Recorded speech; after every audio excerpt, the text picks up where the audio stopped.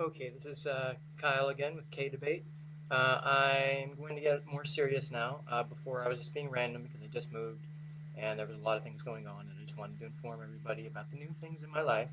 Also, I found out that my microphone's not as good as it should be, so I'm going to be closer to the camera now. Hopefully, it'll work better, so you don't have to turn your computer all the way up to hear me. Okay, this one's going to be about germs and health in general related to germs. Uh, this one's going to be about being exposed to things that a lot of people consider unhealthy. And I apologize for the lighting. I'm not sure what's wrong. I think one of the lights burned out up there. But anyway, okay, exposure to germs. The 5-second rule and a couple of things related to things we eat or touch a lot. I wanted to talk about a few things that a lot of people don't understand about germs. Okay, one, germs are not bad on their own. I mean bacteria. That's what I mean when I say germs. Viruses are considered germs also, but they're really they're not. But that's just a definition standpoint. A germ, like a bacteria, is a living organism, very, very simple organism, but very, very much easily um, sustainable. What they do is they find nutrients in something, usually, or on something, uh, and grow. All they do is that they split. They're asexually replicated, which means on their own they split the core of their body. So they're like this, and they're like this, and split. And then those do the same thing and split. And now you have four of them. It's very quickly, um, they very quickly become a lot if they're in the right environment. So a germ, or bacteria, I should say. I need to say bacteria because viruses act differently. Um, Bacteria are not always bad. There are good bacteria. In our bodies are different bacteria that help us digest our food. They help us regulate things inside of us. There are, most of the time, bacteria are implemented inside of a living entity that are necessary. If you don't have them, you will die. A lot of people don't understand this, and I'm not saying you have to embrace them all. I'm saying that there are good ones, and that a lot of the times they're just misunderstood. Antibiotics, if you use a lot of them, will actually make you slightly less healthy because it doesn't target specific bad ones. It targets all of them, and there are certain parts of your body that need them. It obviously, unless you take so much that you'll overdose on it and die, you can't really. I don't. I've never heard of someone doing that. But again, it's like there's one thing. The septic tank in your house, if you have a septic system, has bacteria in it, obviously, but it has good bacteria in it as well. Things that break down the stuff in your septic tank so that it can go out. That's why professional people that work with septic tanks, I don't know what they're called, will tell you don't flush out your septic system a lot. Like they say, do it once or twice every X amount of months or years or whatever. But if you do it too often, your septic tank starts to get backed up, and people don't understand that they flushed out all of the bacteria that breaks the stuff down faster. So their tip is to do it this many times, but not more. Again, another use for bacteria is yeast in making bread. Cheeses use bacteria. That's why you have the holes in Swiss cheese. It's the bacteria going like that and eating the stuff. And it makes the cheese. Well, it helps make the cheese. And so, again, bacteria is in everything. You can't avoid all bacteria. Even people that live in the bubbles because they have no immune system, I mean, that's very rare and it's a very extreme thing, and it's kind of sad that they can't live normally in our environment, but it would kill them if they went outside the bubbles. but they still have bacteria inside of them that do stuff. It's just they don't have the bombardment like we do. Everything in the world has some kind of bacteria on it or near it or in the air. When somebody coughs, there's bacteria floating around them. And that's why people say don't cough on me, I'll get sick. But here's the reverse side of that. If you've never been exposed to bacteria, like if you had a perfectly working immune system, but you were put in a bubble anyway, and say you're now 30 years old, you've never been exposed to any bacteria in your entire life, but you had a perfectly working immune system. You did when you were born. You come out of that bubble, you'll die. You will. You'll get horribly sick because you have no immune system. Your immune system needs the bombardment. It needs practice. Consider it somebody that has every known, they have all the capabilities of combat, but they're never exposed to it ever. 30 years, and then they get thrown into a combat situation and they have no idea what to do. They have all these tools and they don't know what any of them do. Your body will not learn if you don't do it. And diseases are always changing and building up their immunities to our immunities. Our bodies have to continuously evolve with them.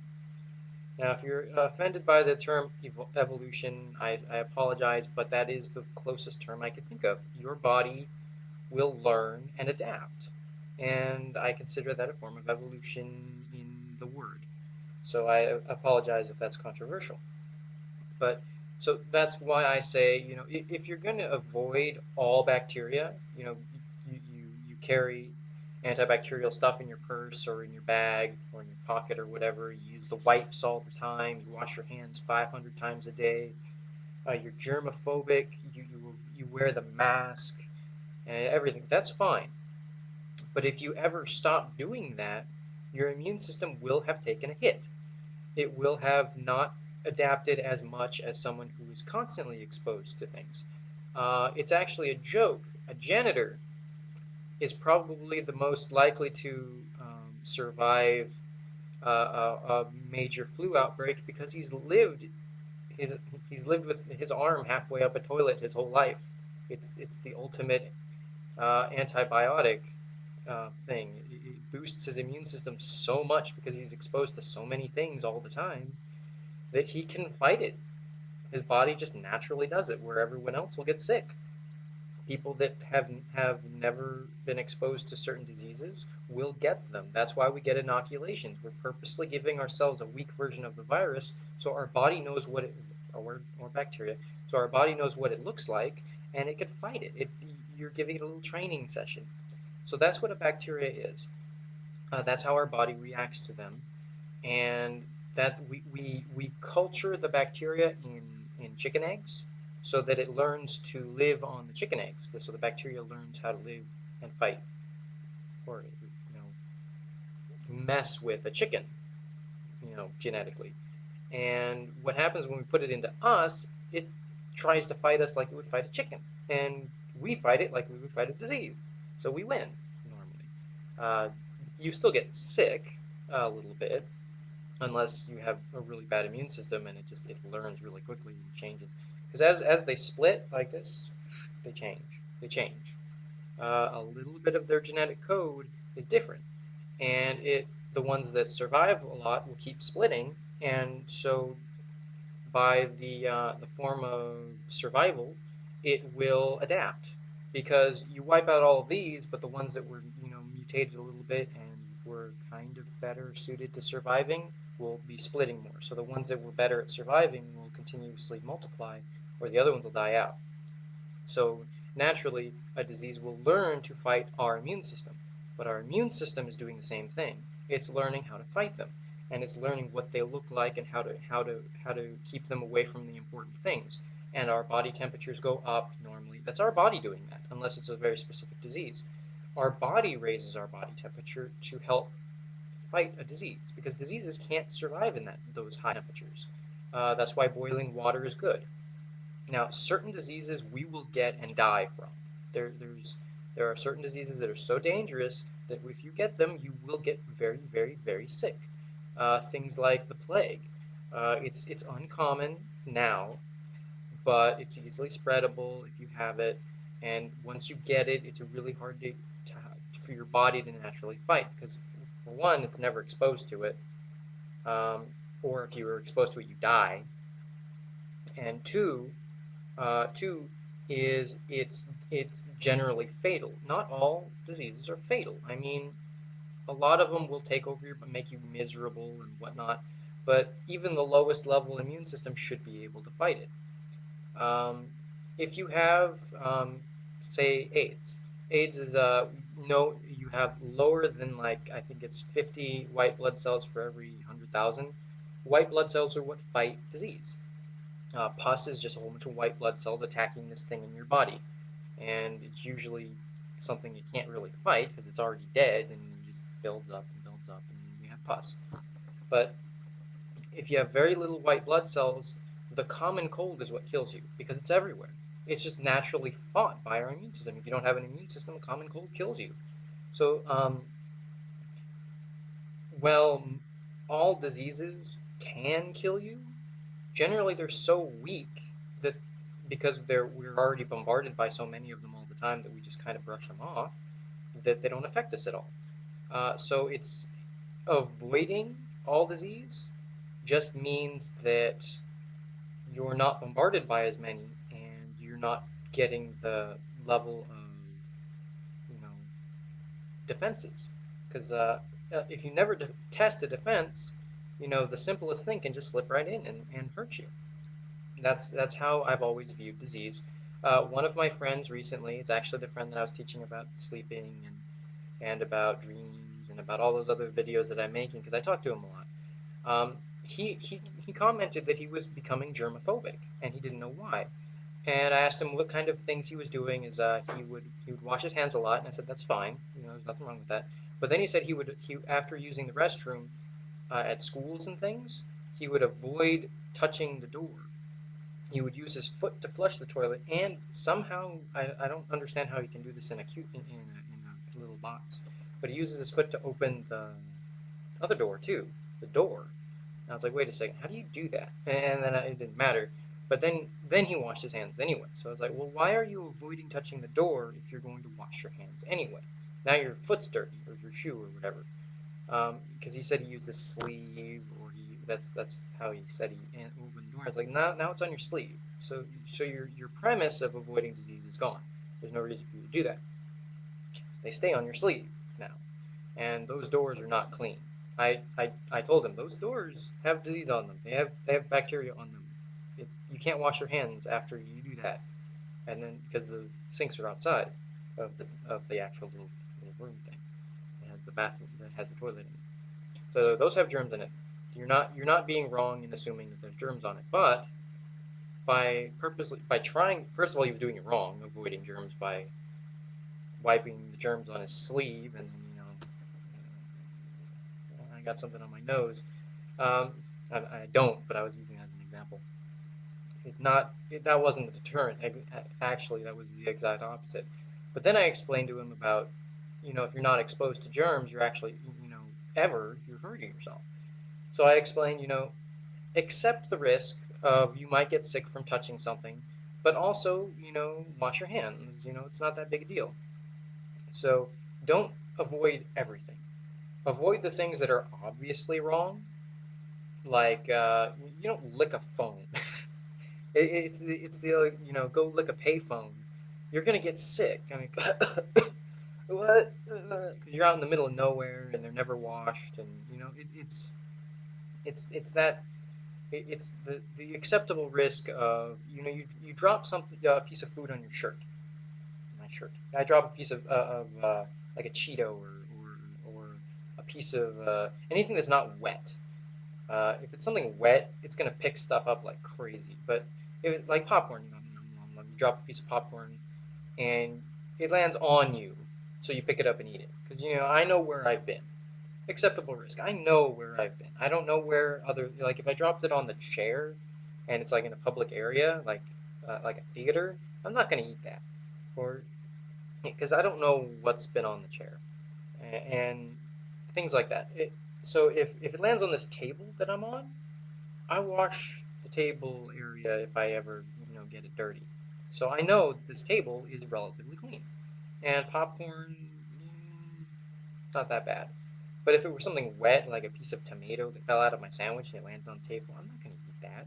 If it landed on my plate, I will. Or maybe if it was like hanging off of my finger or something like that, it's not no big deal because I know where my hands are. I wash my hands, especially when I'm cooking. Um, but if it were to land on something that I don't know where it's been, like if it lands on my notepad, which I don't know why I would be eating over my notepad in the first place, but I keep my notepad in my pocket with my change, my money. That is not sanitary. Money is extremely unsanitary. So a lot of people, that's why the cashier doesn't handle the food at restaurants and things. It's why the person that serves your food is not the person that took your money. If it is, there's a problem. Because your money was handled by 100,000 people, all kept in pockets with other money that's been handled by hundreds of thousands of people, and it's not right. That's gross and it's unsanitary. Now, the difference between unsanitary and unsafe is that certain things are an acceptable risk, like, say, having a handkerchief. If you use a handkerchief, wipe your nose, whatever, put boogers in it, and put it in your pocket, that's your handkerchief. That is your germs, and you're putting it in there, and then you can wipe it on your face later, and it's still your germs. I mean, obviously, if it's been like a week, you want to wash it, but blow your nose, put it in your pocket later on, you wipe your nose again. That's fine. That's not really a risk because it's your germs. If you shared your handkerchief, that would be unacceptable risk. It'd be like it's like picking somebody else's nose. I mean, it's gross. It's not yours. Your stuff that's internal is internal to you. I don't want them in me, and that's my view on that. Uh, oh wow, this video is 17 minutes long. Okay, I don't know how long it's going to let me do this. The bar is still about that long, so I assume I have like 25 minutes now. I don't know why. The bar has never been that long before. So I'm going to end this video with the note that germs are okay, generally. There are bad ones. There are really bad ones, but there are good ones, and you shouldn't be afraid of them. You should be conscious of them. Make sure that you don't purposely expose yourself to bad ones. If you're sick, I'll make a video about when you're sick. I think I already made one, but I'll do another one. So I thought I'd want to talk about things like health and stuff like that. So this video has gotten extremely long. I'm going to end it right here. So I hope you all have a nice day, and I hope you all stay healthy. So take care. Bye.